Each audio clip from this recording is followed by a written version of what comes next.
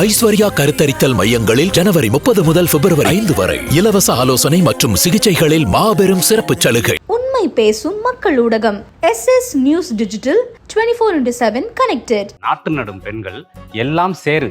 ஆனா அவங்க பாட்டு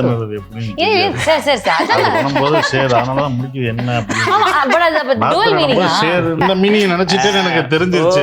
இது தப்பா சேர் நாத்து இருக்கு. 5 நிமிஷத்துலயே என்ன இவ்வளவு அழகா புரிஞ்சுட்டீங்களே சார். எல்லா வரிசையிலையும் கடைசியா நிக்கிற ஒரு மனிதன் முத்துச்சிற்பி. இந்த வரிசையெல்லாம் பைபாஸ் பண்ணிட்டு போகக்கூடிய இடத்துல இருக்கக்கூடிய இன்னொரு மனிதர், இன்னொரு எக்ஸ்ட்ரீம்ல இருக்கக்கூடிய இவங்க ஒரு புள்ளியில சந்திக்க நேரிட்டால் என்ன ஆகும் அப்படிங்கிறது தான் இந்த கதை. அதாவது எளிமையா சொல்லி சாமானியனான இவன் முத்துச்சிற்பி இந்த படத்துல என்ன தீர்ப்பு கொடுக்குறான் அதுதான் கதை. அதுதான் அவன் தான் மயிலாடு. அதுதான் கதை. முடிஞ்சு அதான் மயிலாடு. இப்ப புரிஞ்சதோனா சரி. இப்ப எளிமையா அவனை புரிஞ்சது. சூப்பரா புரிஞ்சது. இப்பதான் நானே புரிஞ்சுக்கிட்டேன் சார். ரொமான்ஸ் பிச்சுக்கிட்டு வருது இந்த படத்துல. ஆக்ஷன்னா என்ன ஆக்ஷன்னாலும் பண்ணிடுவாரு. உங்களை அடிக்கிறாங்க சார் 4 பேர்னாலும் ஓகே அப்படின்னு எல்லாத்துக்கும் ரொமான்ஸ்னா மட்டும் டிக்கெட் போட்டுருவா சென்னைக்கு அப்படி. ஆனா அது சுகமான சுமைகள் தான் எனக்கு தெரிஞ்சது. அந்த சுகமான சுமைகளை திருப்பி எப்ப சார் சுமக்க போறீங்க? அதுதான் எங்களுக்கு தேவை. ஆரம்பிக்க போறேன். அதுக்கான வேலைகள் பாட்காஸ்ட்ல இதான் சொன்னீங்க. எல்லாத்துலயும் சொல்லி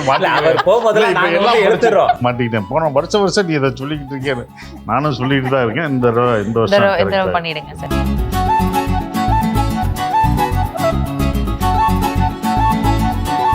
ஒவ்வொரு வாட்டியும் ஒரு படம் கொண்டு வர்றப்போ எங்களுக்கு ஆடியன்ஸா பாக்குறப்போ ஒரு புதிய சிந்தனையை தூண்டுற மாதிரி ஒண்ணு இருக்கும். சிம்பிளா ஒரு விஷயம், அதாவது எளிமையான ஒரு மனுஷன் அவன் வாழ்க்கையில ஃபுல்லா கஷ்டமா தான் இருக்கும் அப்படின்னு ஒரு ஜென்ரல் பெர்ஸ்பெக்டிவ் இருந்துட்டே இருந்தாலும் இல்ல அவன் வாழ்க்கையில இவ்வளவு அழகான விஷயங்கள் இருக்கு, அழகியல் இந்த மாதிரி இருக்கு. அவன் simple life is beautiful. So அவனோட நார்மல் லைஃபே ரொம்ப அழகா இருக்கு அப்படின்றத ரொம்ப இயல்பா சொல்ற ஒரு பர்சன் நான் உங்களை பாக்குறேன். ஸோ உங்களோட பேக்ரவுண்ட் எடுத்து பார்த்தா யுவர் ஜேர்னலிஸ்ட், யுவர் ரைட்டர், அப்படி அந்த ஒரு பேக்ரவுண்ட்ல இருந்து வர்றப்போ ஒரு டிரெக்டரா அந்த பெர்ஸ்பெக்டிவ் உங்களுக்கு எப்படி மாறுது? Like what upper hand do you have as a writer in the field of directing? இல்லை, ஃபஸ்ட்டு இந்த பீப்புள்ஸோடைய ஸ்டோரியை சொல்லணும் அப்படிங்கிறது தான் என்னுடைய ஃபஸ்ட்டு இன்டென்ஷன். நான் ரைட்டர் ஆனதுக்கு, டைரக்டர் ஆனதுக்கு எல்லாத்துக்குமே காரணம் மக்களோட கதைகளை மக்கள்கிட்ட சொல்லணும் அப்படிங்கிறது தான். ஜெயகாந்தன் சொல்லுவார், இந்த சமூகம் எனக்கு என்ன கொடுத்ததோ அதை நான் இந்த சமூகத்துக்கு திருப்பி கொடுக்கணும், அதனால தான் ரைட்டர் ஆனேன் அப்படின்னு சொல்லிட்டு. அதே தான் அந்த ஒரு விஷயத்துக்காக தான் நான் பத்திரிகைக்கு வந்தது, டைரக்டர் ஆனது எல்லாமே. அதே மாதிரி ஜனங்களுடைய கஷ்டத்தை பேசுகிற படங்கள் ரொம்ப ட்ரையாக, ரொம்ப இப்படி தான் இருக்கும், சோகத்தை புளிகிற மாதிரி இருக்கும் அப்படிங்கிறது இருக்கு இல்லையா. உண்மையிலேயே ரொம்ப கொண்டாட்டமான மனிதர்கள் அவங்க தான். ரொம்ப விளிம்பு நிலையில் இருக்கக்கூடிய மக்கள் தான் ரொம்ப கொண்டாட்டமாக இருப்பாங்க. எனக்கு பிடிச்ச ஒரு ஜப்பான் ஹைக்கூ ஒன்று இருக்குது. அது என்னென்னா, நாற்று நடும் பெண்கள் எல்லாம் சேரு அவர்கள் பாடல் அப்படின்னு ஒரு ஹைக்கூ இருக்குது. நாற்று நடும் பெண்கள் எல்லாம் சேரு, அவங்கள நாற்று நட்டுக்கிட்டு இருக்கும்போது ஃபுல்லாக சேராக இருக்கும், அழுக்காக இருக்கும், அவர்கள் பாடல் அப்படின்னு முடியும். ஆனா அவங்க பாட்டு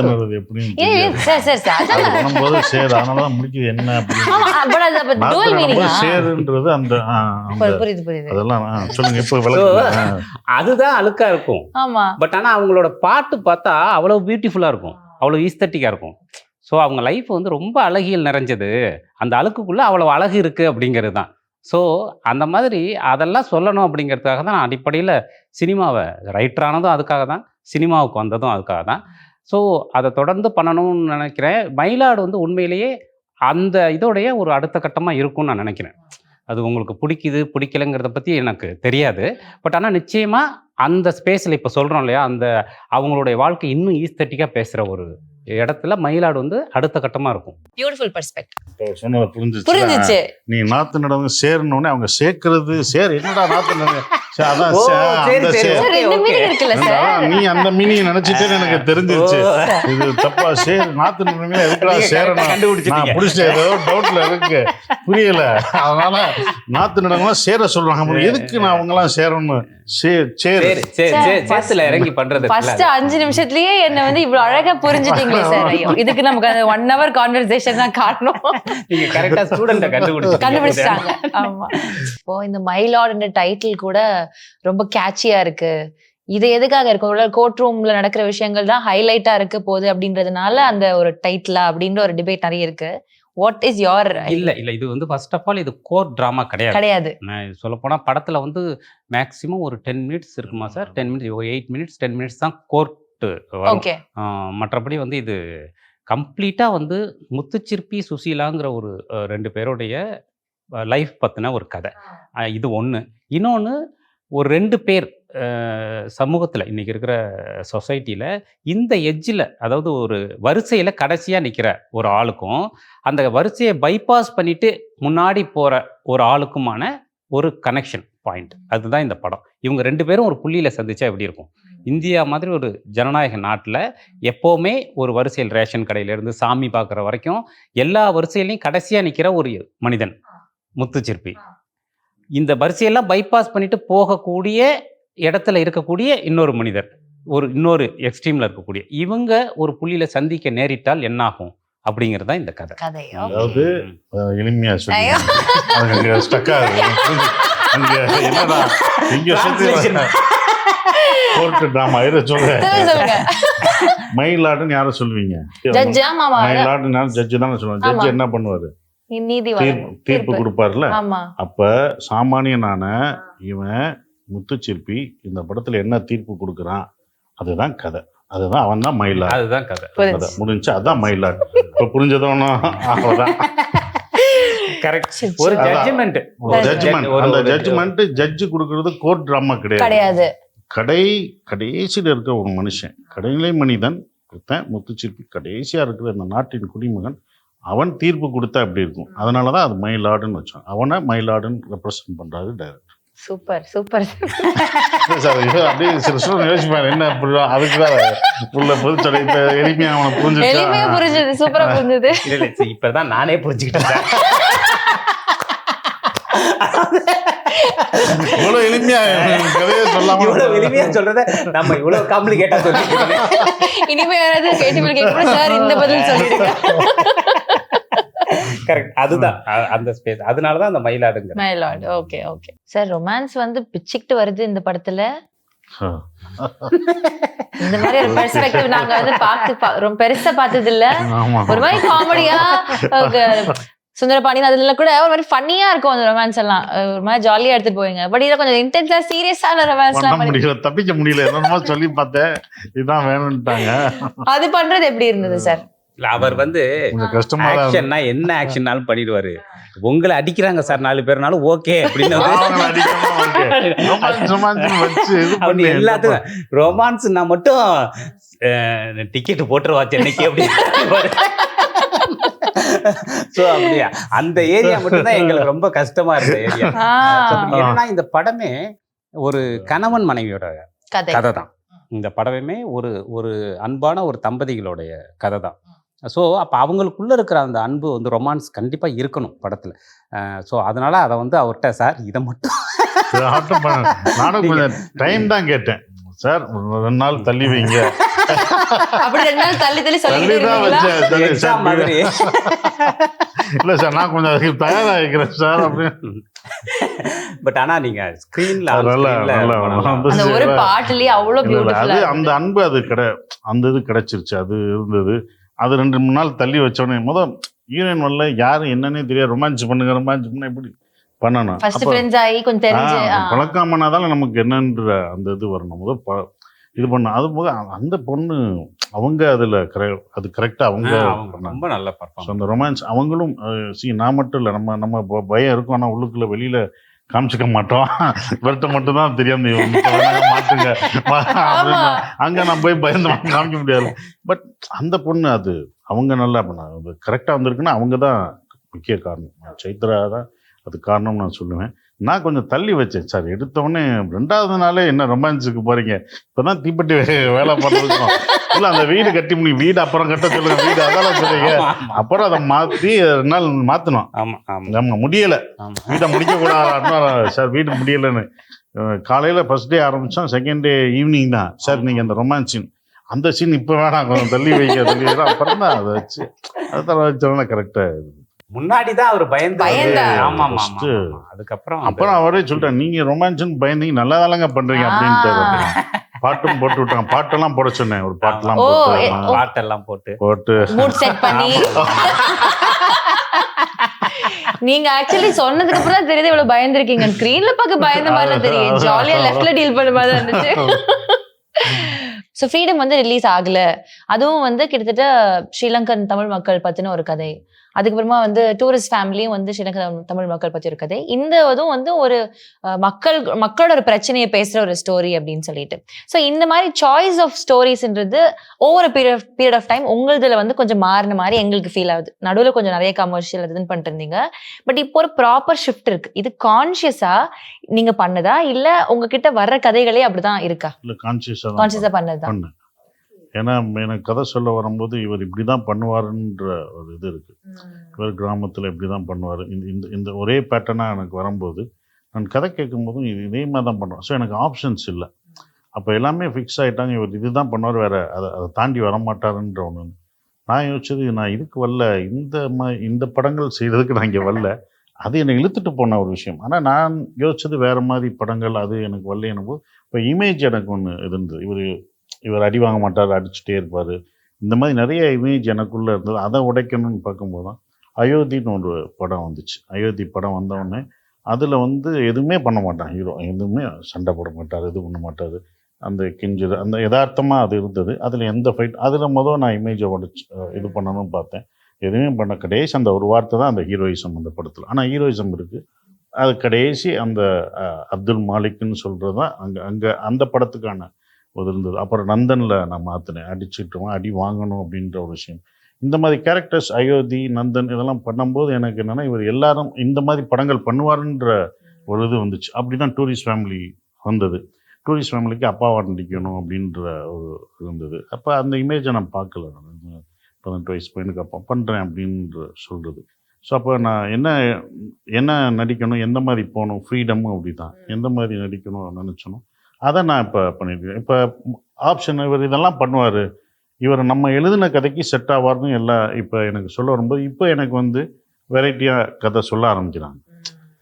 அப்போ எனக்கு அந்த கதைக்குள்ளே எனக்கும் ஸ்பேஸ் கிடைக்கிது. அப்போ நான் வழக்கமாக அதை தாண்டி வந்துட்டேன். வழக்கமாக பண்ணுறதை விட வேறு ஜானர் கண்டென்ட் ஓரியன்டாக நான் பண்ணுறேன். ஸோ அது ரொம்ப முக்கியம்.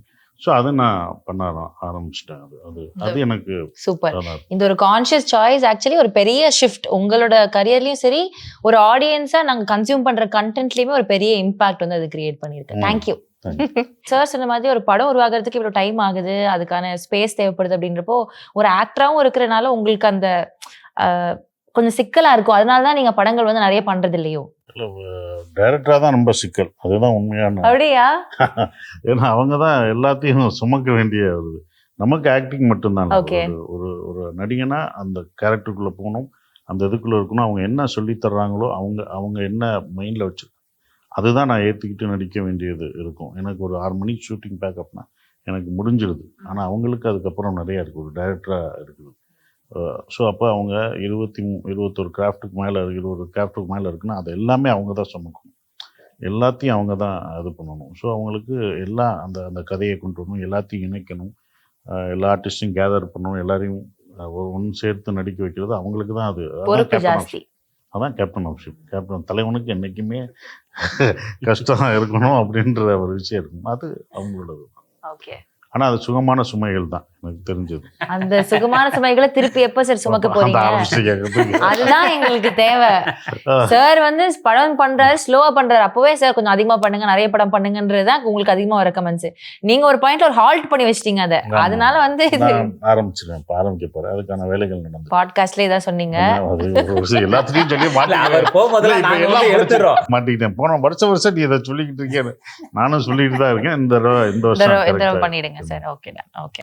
எங்களுக்கெல்லாம் ஒரு டேட்ஸ் கொடுத்துட்டு இருக்காரு, திருப்பி அவரை நீங்க அப்படின்னு நிச்சயமா நானுமே அதை எக்ஸ்பெக்ட் பண்றேன். அவர்கிட்ட இருக்கிற டைரக்டருங்கிறது நம்ம பார்த்து வியந்த ஒரு ஆளு. உங்களை வந்து காலேஜஸ்ல எல்லாம் வந்து ப்ரமோஷன்ஸ்ல வந்து பார்க்க முடியல, அப்படி கூப்பிட்டா கூட நீங்க பெருசா அதுல இன்ட்ரெஸ்ட் காமிக்கிறது இல்லை அப்படின்னு ஒரு விமர்சனம் ஒன்று இருக்கு. இது வந்து எதனால என்ன விமர்சனம்? அதான் நான் ஏற்கனவே சொல்லிட்டேன், ஒரு இதுலேயே சொன்னேன், நான் காலேஜ் இதுக்கு போகிறதில்ல, அங்கே என்னோட ப்ரொமோஷன் பண்ண வேணாம். ஏன்னா காலேஜ் ஸ்கூல்ஸ்லாம் படிக்கிறதுக்கான ஒரு இன்ஸ்டிடியூஷன். அதுக்குள்ளே போய் நான் வந்து என்னுடைய படத்தை விளம்பரப்படுத்த விரும்பலை. சீஃப் கெஸ்ட்டாக நான் போவேன், அது போகிறேன். தனியாக கெஸ்ட்டாக கூப்பிட்டாங்கன்னா அதுக்கு போய் அது ஒரு பேசிட்டு வரலாம். ஆனால் ஒரு படத்தை ப்ரொமோஷன் பண்ணுறதுக்கு எனக்கு விருப்பம் இல்லை. அது என் ப்ரொடியூசர்கள்ட்ட நான் சொல்லிடுறது உண்டு, சார் அந்த இதை மட்டும் என்னை தவிர்த்துங்க, என்னோட இதாக இருக்குது அப்படின்னு சொல்கிற ஒரு விஷயம். ஏன்னா என்னென்னா இப்போ காலேஜ்லேயும் ஏதாவது கல்ச்சுரல் ப்ரோக்ராம்னா சார் இங்கே வந்து ப்ரொமோஷன் பண்ணுங்கன்னு சொல்கிறாங்க. அவங்க வந்து என்னென்னா அவங்களுக்கு அங்கே ஆர்டிஸ்ட் வரணும், ஸோ அவங்க அதை என்ஜாய் பண்ணுவாங்க, அவங்களுக்கு அந்த அந்த வைப் எடுத்து அதை என்ஜாய் பண்ணுறாங்க. அப்போ நமக்கும் என்ன ஆகுதுன்னா அங்கே போய் ப்ரொமோஷன் பண்ணாலும் இவ்வளோ பெரிய கூட்டம், இந்த கூட்டத்துக்குள்ளே வந்து நம்ம வர்றோம், அந்த கத்துறது அந்த அதை அவங்களுக்கான ஒரு இதாக எடுத்துக்கிறாங்க. பட் இது எல்லாமே அந்த மொமெண்ட்டாக தான் இருக்கும். அது ஒரு டிக்கெட்டாக கன்வெர்ட் ஆகாது. ஸோ அவங்களுக்கு ஒரு ஆர்டிஸ்ட்டை பார்த்துட்டோம், எல்லாம் அவங்க காலேஜுக்கு வந்துட்டாங்கன்ற அந்த மொமெண்ட்டு தான் அது.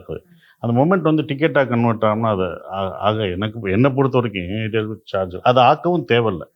அது படிக்கிறதுக்கான ஒரு இடம், அது அவங்க படிக்கட்டும். ஒரு அங்கே யார் வரணும்னா அந்த படிப்பு சம்மந்தமாக நல்ல சயின்டிஸ்ட்டோ ஒரு இதோ ஸ்போர்ட்ஸு சினிமா அதில் அதை பற்றி அவங்கள பற்றியும் அவங்க எப்படி வளர்ந்தாங்க அதை பற்றி தான் அவங்களுக்கு சொல்ல வேண்டியமே தவிர, என்னுடைய படங்களில் நான் ஆடி பாடி, நான் ஒரு டான்ஸ் ஆடி ஒரு பல்ட்டி அடித்து நான் இது பண்ணி காமிச்சு இதெல்லாம் பண்ண விருப்பம் எனக்கு படலை. இது இப்போ வரைக்கும் தப்பிச்சுட்டு வந்திருக்கேன். இனி ஒரு ப்ரொடியூசர் போய் அங்கே போய் நீ பண்ணணும் அப்படின்னா பண்ணித்தான் ஆகணும். அது ஒன்றுமே பண்ண முடியாது. இதுக்கு முன்னாடி பண்ணனா நான் தவிர்த்திருக்கேன், வேறு வழி இல்லாமல் பண்ணியிருக்கேன் அப்படின்ற ஒரு விஷயமாக தான் இருக்கும். இனிமேல் பண்ணுவீங்கன்னா வேறு வழி இல்லாமல் ப்ரொடியூசர்கிட்ட கேட்பேன்.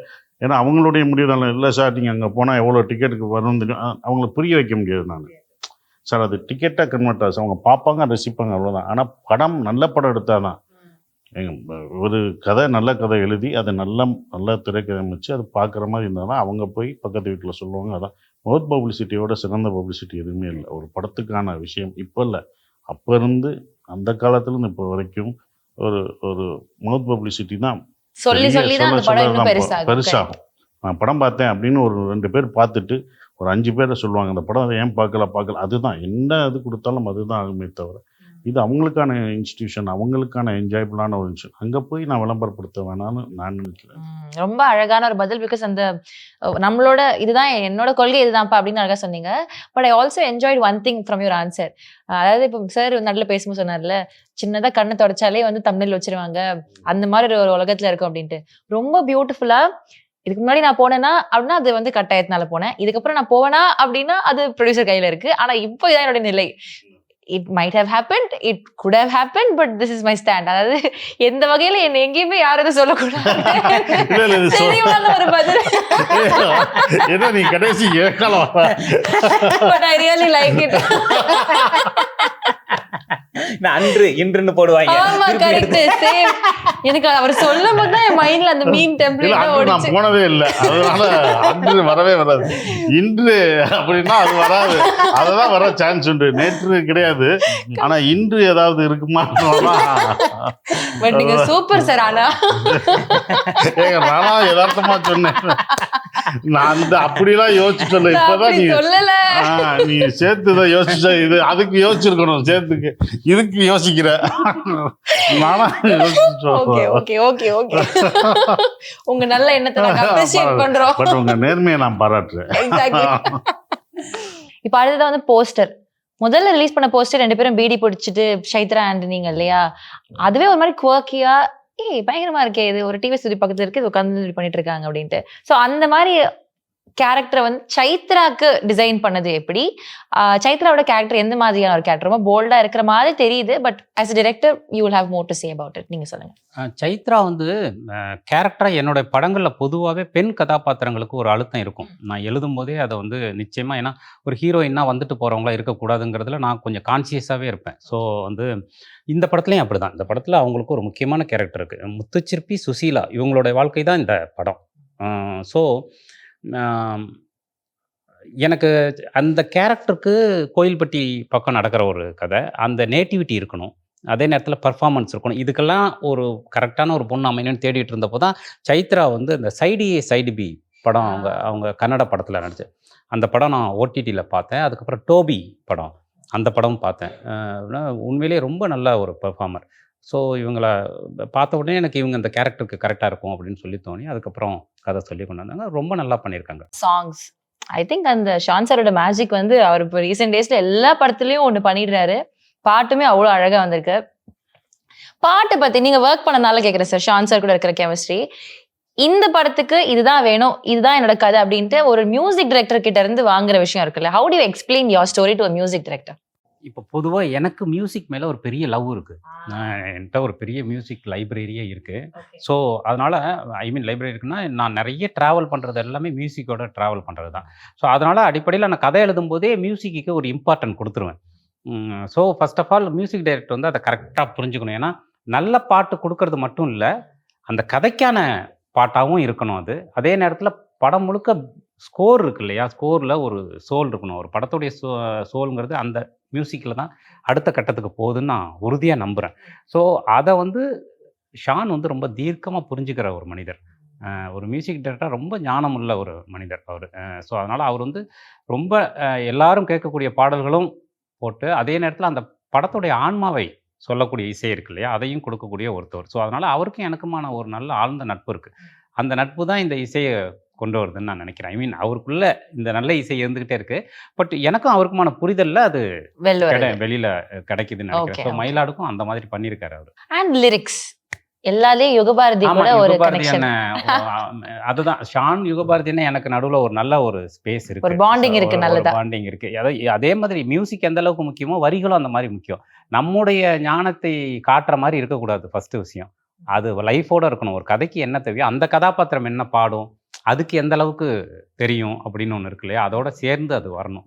ஸோ இது ரெண்டும் கரெக்டாக வந்து எங்களுக்கு செட் ஆகுது. ஸோ அதனால கரெக்டான மியூசிக் கிடைக்குதுன்னு நினைக்கிறேன் நான். Okay okay okay. ஏன்னா மியூசிக்கு வந்து இன்னைக்கு நேற்று அதெல்லாம் கிடையாது. அது சொல்கிறாங்க இல்லையா, இந்த இசை ட்ரெண்டு இந்த இப்படி நீங்கள் யோசிச்சு பார்த்தீங்கன்னா ராஜா சாருடைய பழைய பாட்டை கேட்கும்போது இன்னைக்கு இருக்கிற இன்ஸ்ட்ருமெண்ட்ஸோடைய ஸ்பேஸ் அதில் இருக்குது. தேவா சாருடைய சில பாடல்களில் அது இருக்குது. ரஹ்மான் சாருடைய ஆரம்பத்தில் இருக்கிற சூஃபி வந்து இன்னைக்கு கூட வரல. இன்னைக்கு இருக்கிற ஸ்பேஸில் கூட நான் சொல்கிறது அந்த எனர்ஜி சொல்கிறேன். ஸோ மியூசிக்கு காலம்லாம் கிடையாது. சில பேர் சொல்கிறாங்களே இந்த மியூசிக் இந்த டைமில் தான் ஒர்க் அவுட் ஆகுன்னு, அப்படி கிடையாது. மியூசிக் மட்டும் எப்போவுமே எவர்கிரீன் தான். ஸோ அப்படி என்னைக்கும் இருக்கக்கூடிய மியூசிக்கை வந்து மேக்ஸிமம் அதில் ஒரு ட்ராப் ஆகுது நம்ம பயன்படுத்தணுங்கிறது தான் என்னுடைய இதாக இருக்குது. படம் பார்க்குற ஆடியன்ஸ் மத்தியில் இந்த மயிலாடு என்ன மாதிரியான ஒரு ஒரு டிபேட்டையோ இல்லை என்ன மாதிரி தாட்டை வந்து கிரியேட் பண்ணும் அப்படின்னு நினைக்கிறீங்க? என்னன்னா இன்னைக்கு வந்து வேர்ல்டு வந்து ஒரு நிறைய நெரேஷனுக்குள்ளே போயிடுச்சு. எல்லாரும் எதை வேணாலும் நெரேட் பண்ணிக்க முடியும். இப்போ எங்கேயாவது வந்து யூடியூப்லலாம் வந்துட்டு யாராவது கண்ணாடியை கழட்டி கண்ணை தொடச்சிட்டு மாட்டினாங்கன்னா கண்ணீர் அப்படின்னு கீழே போடக்கூடிய ஒரு வேர்ல்டில் நம்ம வாழ்ந்துகிட்டு இருக்கோம். ஸோ இதுக்கு நடுவில் நான் வந்து இந்த பொலிட்டிக்கல் நெரேஷன் ரொம்ப ஜாஸ்தி ஆயிடுச்சு எல்லாருக்கும்.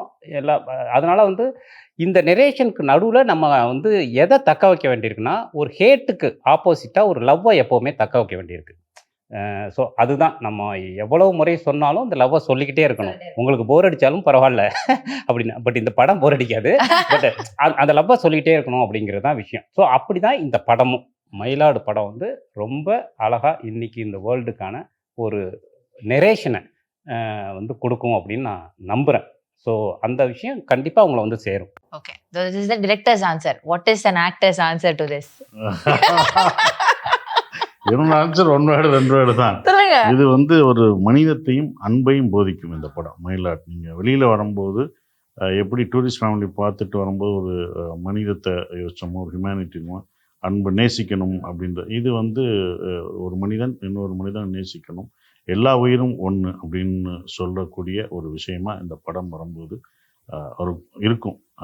ஏன்னா அதுதான் அவங்க இதுலேயும் சொன்னாங்க. யூஏ கொடுக்கும்போதும் சென்சார் போர்டில் இவருக்கு யூஏ கொடுக்கும்போதும் சொல்லும்போதும் இது குழந்தைங்களும் பார்க்கணும், அவங்களுக்கு அடுத்த ஜென்ரேஷனுக்கும் என்ன இதுன்றது தெரியணும் அவங்களுக்கு. குழந்தைங்களும் பேரண்ட்ஸ் கூப்பிட்டு வரும்போது பார்க்கக்கூடிய படமாக இது இருக்கணும்னால அவங்களுக்கு யூஏ கொடுக்குறோம் அப்படின்ற இது சொன்னாங்க. ஸோ அப்படி அது இந்த படம் கொடுக்குன்ற நம்பிக்கை எனக்கு. Very good. பட் இப்போ நீங்கள் சென்சார் பற்றி பேசுனனால நான் கேட்குறேன். டிடிடில வந்து பிரஸ் மீட்ல வந்து சார் ஜீவா சார் சொல்லியிருப்பாரு இந்த மாதிரி ஜிப்சி படத்துக்கு வந்து அத்தனை கட்ஸ் இருந்து நான் தான் பிராண்ட் அம்பாசிடர் மாதிரி அப்படின்னு சொல்லிட்டு. வாட் யூ திங்க் இந்த every director is responsible as a film maker, but அதை தாண்டி அவங்களோட கிரியேட்டிவ் ஒர்க்ல வந்து ஒரு இம்போசிஷன் மாதிரி பண்ணி இதை எடுத்துருங்க இதை பண்ணக்கூடாது அப்படின்னு சொல்றது, அதை எப்படி நீங்க பாக்குறீங்க? அது அந்த கிரியேட்டருடைய அந்த ஒரு தாட் ப்ராசஸ்க்கு மேலேயே ஒரு வலை போட்ட மாதிரி ஒரு ஃபீல் இருக்கா? இல்லை, ஒரு டெமோக்ரஸிக்குள்ளே சென்சார் வேணும்.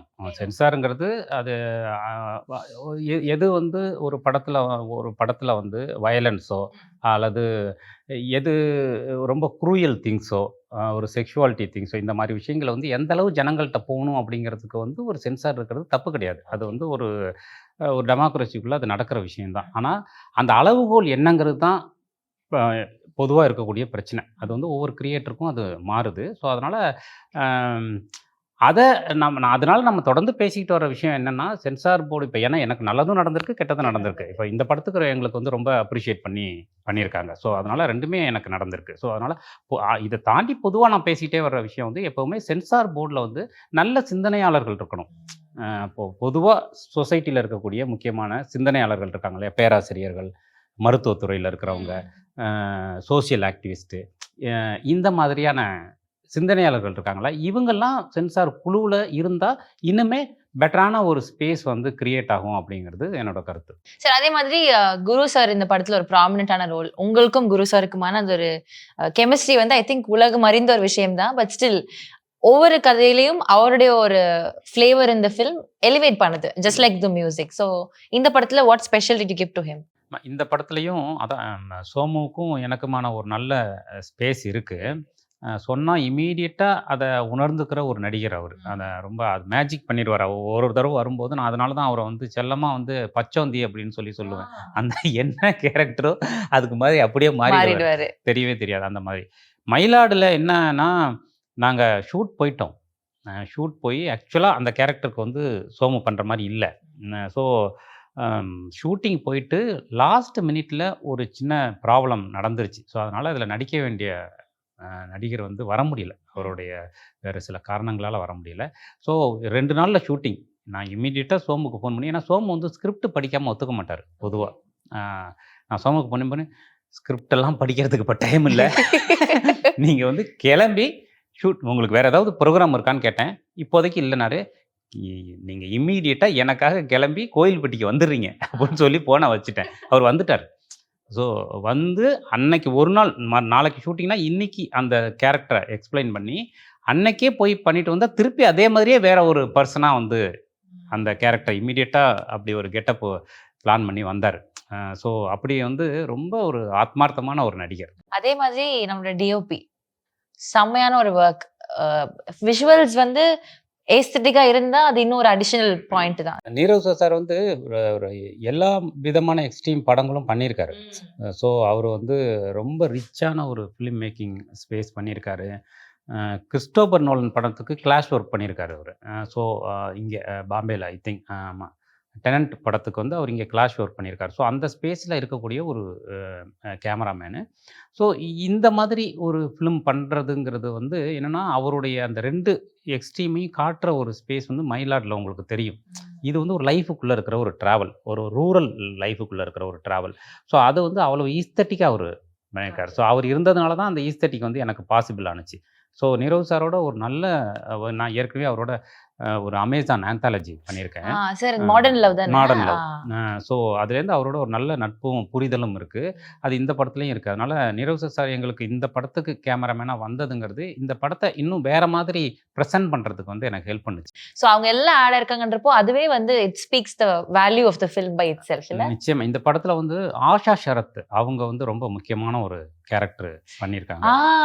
கரெக்ட், இந்த கர்லி ஹேர் மேம். கரெக்ட். ஆமாம், அவங்க ரொம்ப இம்பார்ட்டன்ட் கேரக்டர் ஒன்று பண்ணியிருக்காங்க. கோபி நயனார் டைரக்டர், அவர் ஃபர்ஸ்ட் டைம் வந்து ஒரு ஆக்டராக இந்த படத்தில் பண்ணியிருக்காரு. அவருமே என்னுடைய நெருக்கமான நண்பர். ஸோ அதனால் கேட்டுக்கிட்டதுனால வந்து பண்ணார். ஸோ அவரும் ஒரு நல்ல இது பண்ணியிருக்காரு. ஜேபி சார், அவரு ஒரு ஜட்ஜாக வருவாங்களே, அவர் வந்து ஒரு ஒரு ஒரு சின்ன கேரக்டர் தான், ஆனால் ரொம்ப அழுத்தமான கேரக்டர். ஸோ அவர் மாதிரி ரொம்ப அனுபவமான ஆள் வரும்போது அந்த கேரக்டருக்கு அந்த அர்த்தம் வந்து டக்குன்னு கிடச்சிருச்சு.